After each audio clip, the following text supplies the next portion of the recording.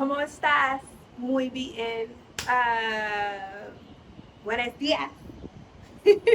Hi, Fred. We ain't talked in a long time, and I'm gonna tell you why. Because I know you see the title, but I recorded this a few dozen times.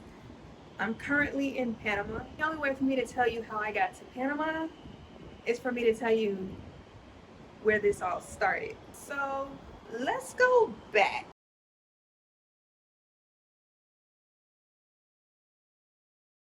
2020, a lot happened, of course, right, for everybody. July 22nd, 2020, I got a phone call that my father passed away, which was kind of devastating for me, but I didn't know at the time because I deal with this beautiful thing called delayed emotions. And so I didn't know that I was grieving. I was also in a place where me and my father hadn't talked for 7 years. So from 2010 to 2017, I hadn't talked to my father, didn't know anything about him.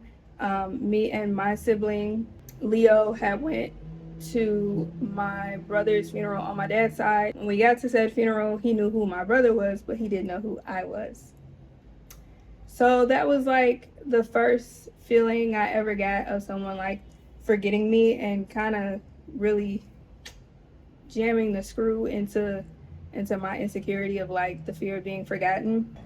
And so I also had a lot of like built up, not fully aware energy towards my father. It was just a whole thing. And so that was really hard for me. But then when he finally realized it was me, we ended up having a whole conversation. And then my father ended up apologizing to me for not having words to say to me for 7 years.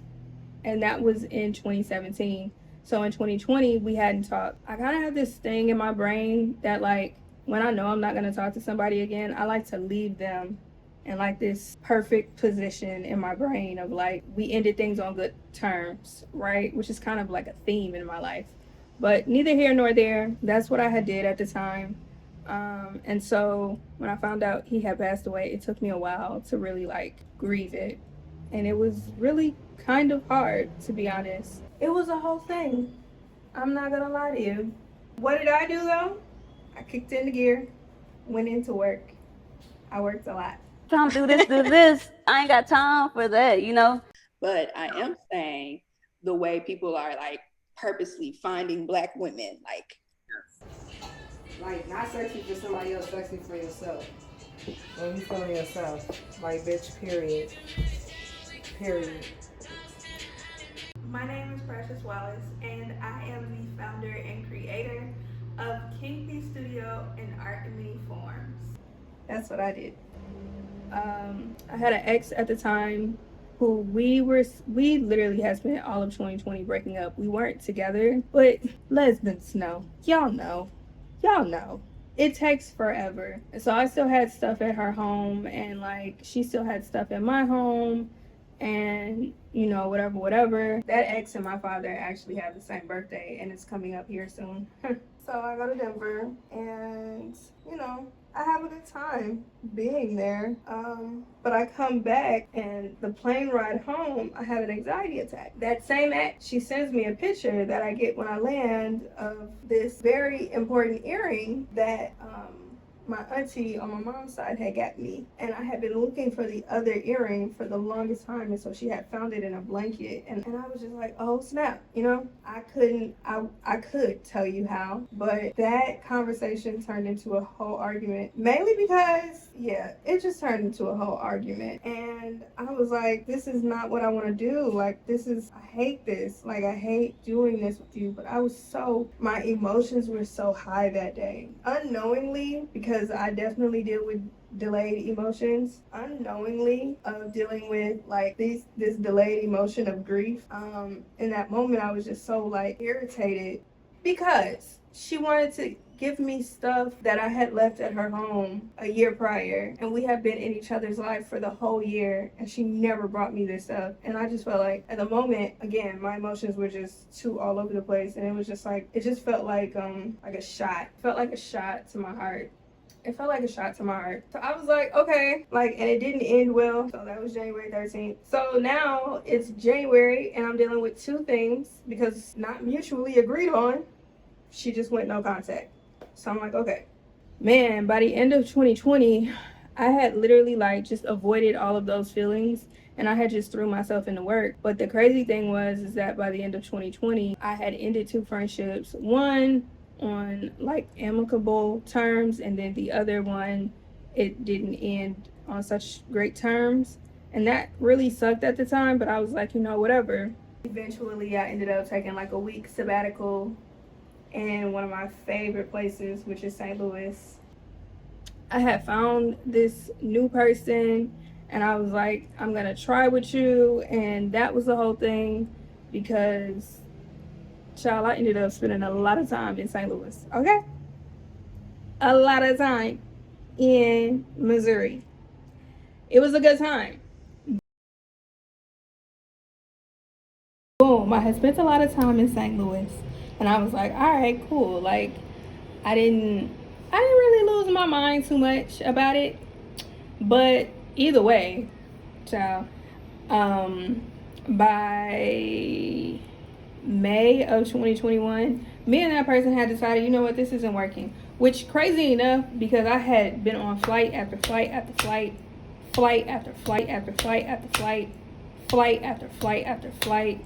April, we had actually went to Jamaica together in a group setting, and it was my first time ever staying in a resort, and it was my fourth time in Jamaica, which is where I also had made the decision, you know what, I'm gonna stop going to just Jamaica, right? And so but me and that person, we was like we had ended things in March, but like we was like, you know, just not talking. And then in May we kind of like rekindled, and then child, it did not work out. And before I knew it, baby, guess what?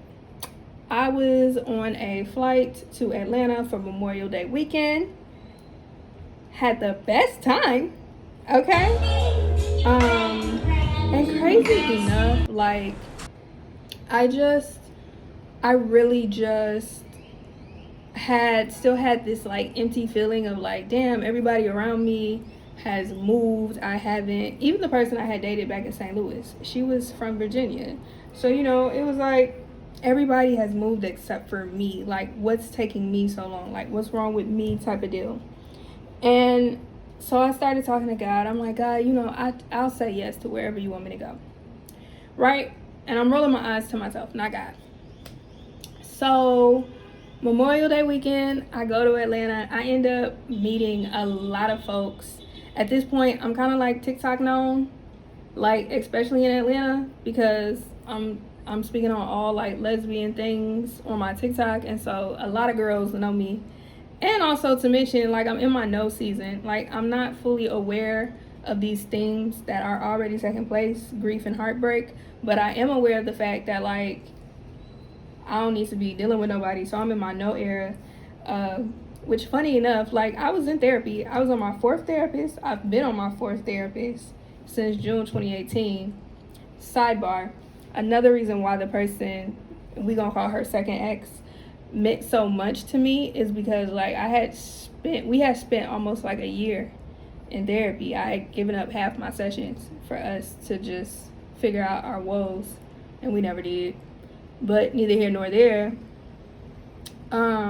When I went to Atlanta, I ended up meeting a whole group of people and really like having friendships with people. And all of these women were entrepreneurs in their own right, and they all had moved to Atlanta. Like, one was from Cleveland, one was from Chicago, one was from Florida, the other was also from the Virginia, Brooklyn area. And so like these became like my homegirls or whatever. And I already had other homegirls who actually lived in Atlanta, but it was just like, all right, cool. And so I had spent the summer like, I want to get out, I want to do more. Y'all, summer 2021 was mine. Roll the clip. Now, you know, if you keep going, I'm going to drop it low. Get into it. But if Get into it. Get into it. Yeah. How did I get into this? Should've never came home with me.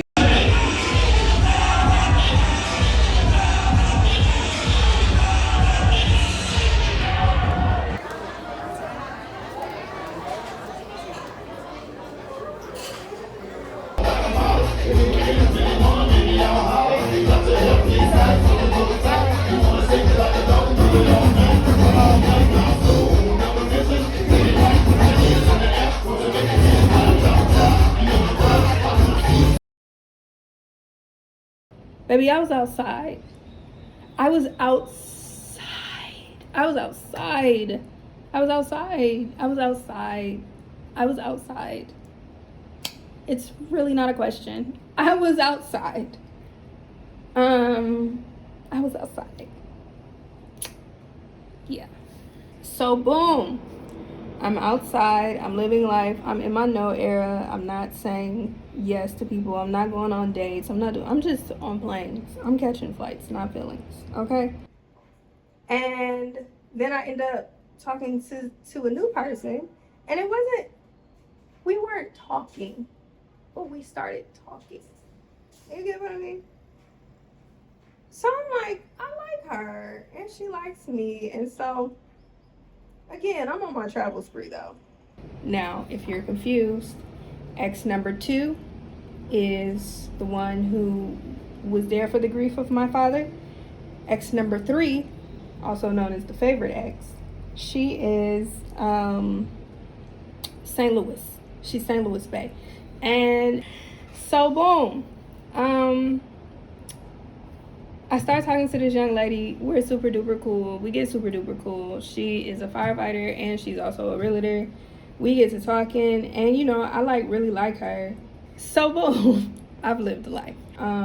Me and one of the homegirls who I had just met in Atlanta decided to. Well, I had already made plans to go to El Salvador, and so my homegirl was like, "Shit, say less. Like we going to not St. Louis.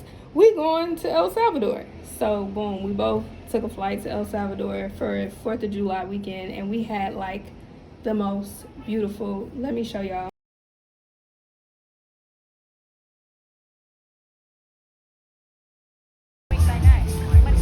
Because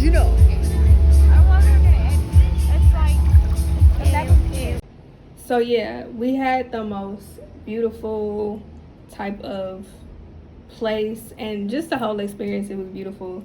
And so I ended up talking to this young lady, and I really liked her, and you know what I'm saying, she really liked me. And so, but we just kept it friendly and cute, because I don't know if she was still talking to somebody at the time. I don't know. But again, we was living our lives, okay? So when we got back from El Salvador, I had came back to Atlanta, and I had stayed at one of the homegirls' houses for like the rest of July, to which I ended up going on a date with Firefighter Bay, who's now best friend. When I first met her, I actually told her she was gonna be my best friend. So we laugh about that now, because I'd be like, oh yeah, that was always gonna happen that way. And so yeah, I'm like, all right, cool. We end up spending a lot of time together, and I'm like, you know what?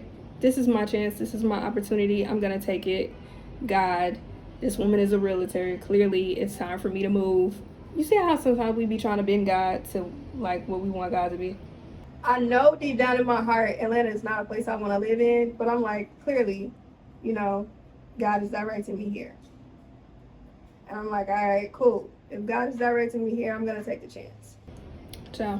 So I was like, let's start looking for places, like, for me. Because she already had a place, and she was already doing her thing. And I still have my place back home. And I'm like, but it's time for me to go. It's time. I gotta spread my little wings. You know what I mean? Like I've been in here too long. I wasn't there too long. I just thought I was behind. That's it. I just thought I was behind, and I wasn't. And I was actually avoiding a lot of other things. Okay? So I'm like, okay, cool, God. If you're guiding and directing me, then clearly this is where I'm supposed to go. This is where I'm supposed to be. Like, I'm out of here. But she started helping me look for places. So the whole month of August, she had literally sent me videos of places she had went, seen them, recorded them, sent them to me. And I'm like, I don't know. Like, also too, I wasn't mentally prepared for the fact that I come from a state where, like, legally you can only ask a landlord 2 questions. about somebody's rental history. Would you rent to them again? Do they owe you any money? That's it. You can't ask about late payments. You can't ask what type of tenant they were. You can't ask none of those things because it's all illegal. Like this is why living in a blue state is very important. So I didn't think about it. Um, y'all, I just was like, okay, cool. Like, um, I didn't realize the magnitude of the scammers. I didn't realize the magnitude of the scammers in Atlanta. Like the fact that you got to go through like a 3-page application just on what type of person you are. Wasn't prepared.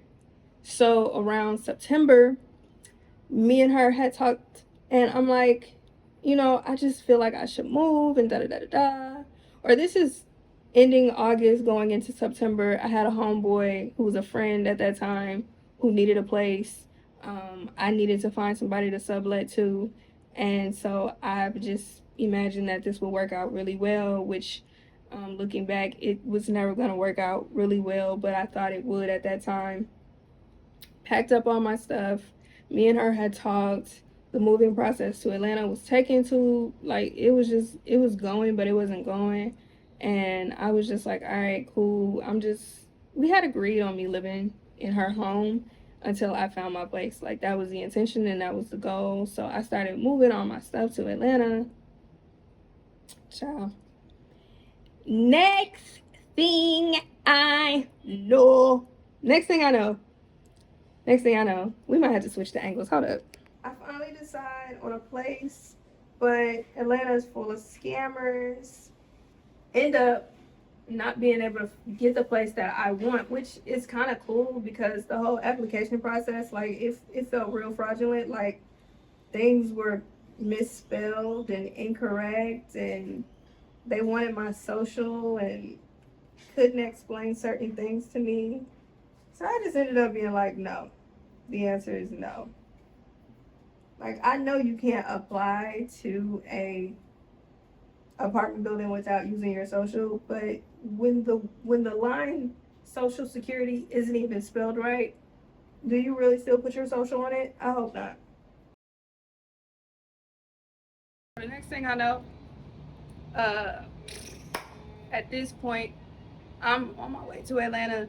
I'm moving to Atlanta, and I'm moving all my stuff into this girl's house who I'm now dating.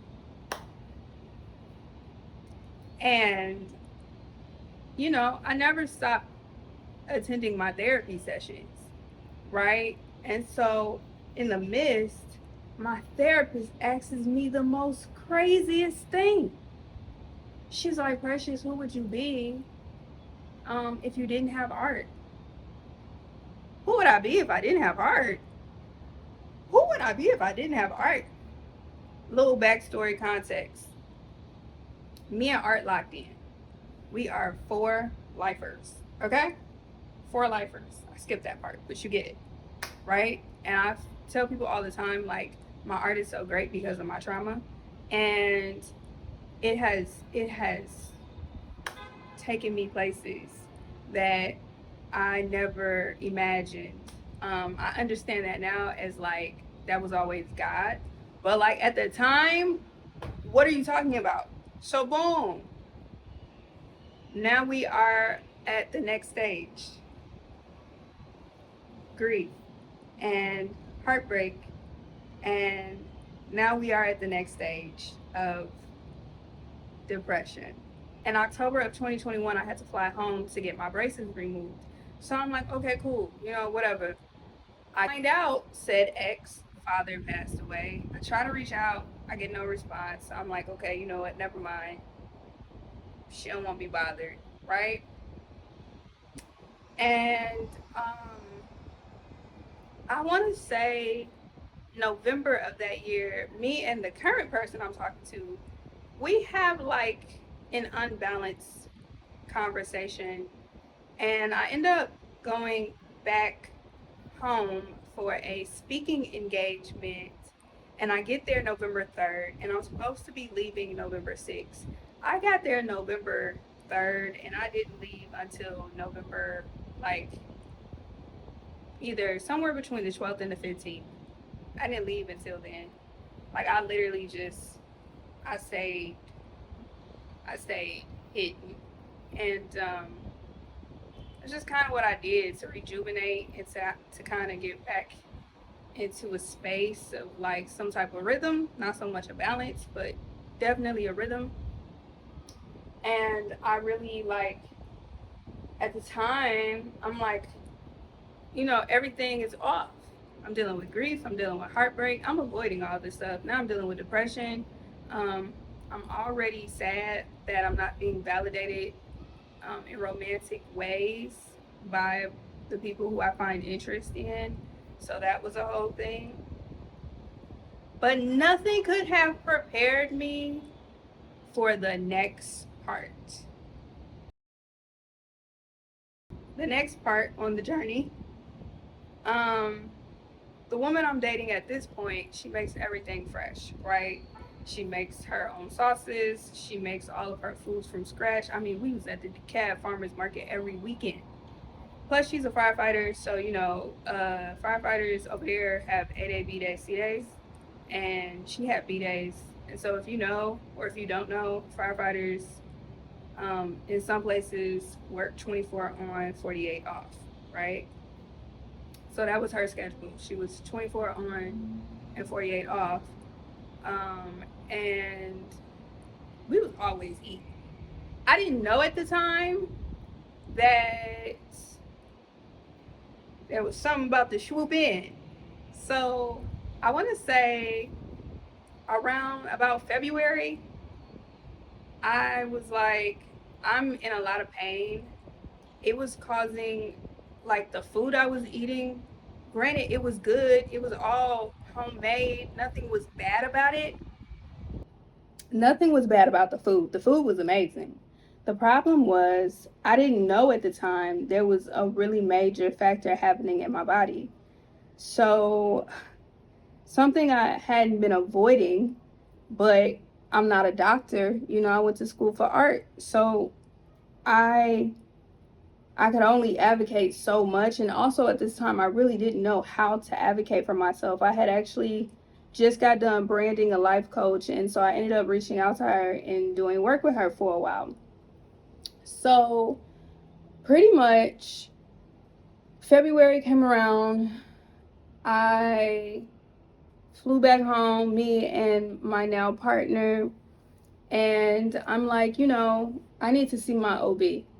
Because something's not right. And I know at this point in my life, I've had 4 surgeries. I know when something ain't right in my body. Me and pain got a really beautiful relationship. So I'm like, okay, I'm going to fly back. I go back in February. I don't get to see my OB. So March, I had a speaking engagement. And I come back and I go see my OB and we get to talking. And I'm such a person that, like, tell me what the problem is and I'll look for the solution. Even if I don't understand completely what the problem is or the magnitude, the magnitude of the problem. So I go to my OB, we get to talking, and she says, hey, I'm going to give you a pre-diagnosis for endometriosis. And I'm like, all right, cool, bet. What's the plan? Right? Delayed emotions here. She's like, change your diet, physical therapy. Let's, get some testing done. Let's do all the things. And I'm like, cool, great. So at this time, I'm also trying to like navigate the fact that like my clients are down. I still don't have a place in Atlanta. My relationship is rocky. I still haven't dealt with the previous heartbreak. I still haven't dealt with the grief. I have not dealt with the depression. At this point, now I'm just fighting for my life, right? Because one of my biggest fears used to be the fear of debt beyond student loan debt. Now, one thing you should know about me already, friend, I went back to work. I already just told you I was scared of debt outside of student loan payments, okay? And so my name was being mentioned in rooms and I was in those rooms. Let me show you. Make a point and making sure that you listen to your athletes and find out what's important to them. You know what I mean? When you sit in these people's homes and you talk about bringing the children to your school. So fast forward, May 2nd, I'm on the table And this pain I had had for 12 years in my lower right quadrant. Mind you, I've already had my appendix removed at this point. Okay? So, this pain I had had for 12 years, nobody knew what it was. Yet and still, I went right back to work. Then that's Everybody, I will point at you. What was supposed to be a 45-minute surgery ended up being a 3.5-hour surgery because there was 12 years of tissues ravishing the inside of my uterus and pelvis. That pain nobody could figure out, yeah, we found out it was my tube hanging over into my lower right quadrant.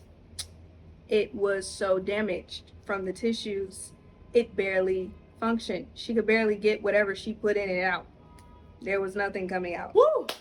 Baby, by May of 2022, your girl was avoiding and wasn't aware of the fact, those delayed emotions. She wasn't aware of the fact that she was dealing with grief, heartbreak, depression, physical pain, financial losses. Baby, I took the rest of 2022. I started setting some boundaries. I started advocating for myself and doing all these things and really learning how important it is to make decisions, right? And honestly, it's not like I was angry with anyone per se. I just decided that at this point I was exhausted. And you would think I would have been done. But we made it to a new thing. 2022 came to an end, and I spent the year making murals, modeling, doing work on people's podcasts. What else did I do? I did a whole bunch of creative stuff. I still hit some more conferences. I got to speak on more panels. I really was outside. I walked in a ball again. It was just, I had a time, and I was mentally preparing for turning 30, okay? Because my 30th birthday was going to be January of the following year, of the next year, and I was mentally preparing myself for that, okay? When you have been avoiding so much and then using work as your way to cope, you don't know all of these themes are playing a part in your life. And that's where I was by the time I turned 30 in January 2023, 1/11/23. That's where I was. I was in a space of, I don't even know all these things are happening. So I took all the tools from therapy. I took all the things I had learned at this point, and I finally came to this realization. I'm going to advocate. I'm going to make decisions. I am going to set boundaries. I am going to be intentional. And I am really going to start having a relationship with God. And having a relationship with God, if we were just at the precipice. Okay, we weren't even in yet. We were just right here. And so March 2023, I decided to put out my first ever art collection, not dedicated to clients, not dedicated to anyone else except for my inner child and the younger me. And I had put it out on TikTok, and I had just made it a thing. And somehow, y'all, I might have got a little bit overzealous because I made 25 illustrations, and each illustration, I got 5 prints of each illustration. And I was just like, I'm gonna sell out. Like, I just know I am. And I still feel that, right? But I did not sell out right then and there. I did sell 32 prints right away. So I decided to spend the rest of 2023 literally choosing to do the things that I wanted to do. At this point, I'm in a new decade. I'm gonna do the things that make me happy. So putting out those prints were one thing, but then I decided I was going to advocate, I was going to make decisions, I was going to have a rhythm, I was going to be able to stand on business. You know what I mean? Like LLC, baby, I'm standing on business. And my whole entire life changed in March. And all these themes that I had been avoiding because I was using work to cope, they made their way to the forefront, and I no longer could just avoid them the way I had in the previous years. And so I ended up leaving my apartment, moving in with my brother. And at this point, me and the firefighter bay is now ex number 4. This is best friend.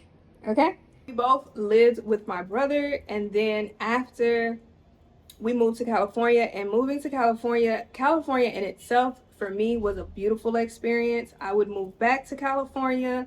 It wasn't living in California that was hard. It was the situation that we were in.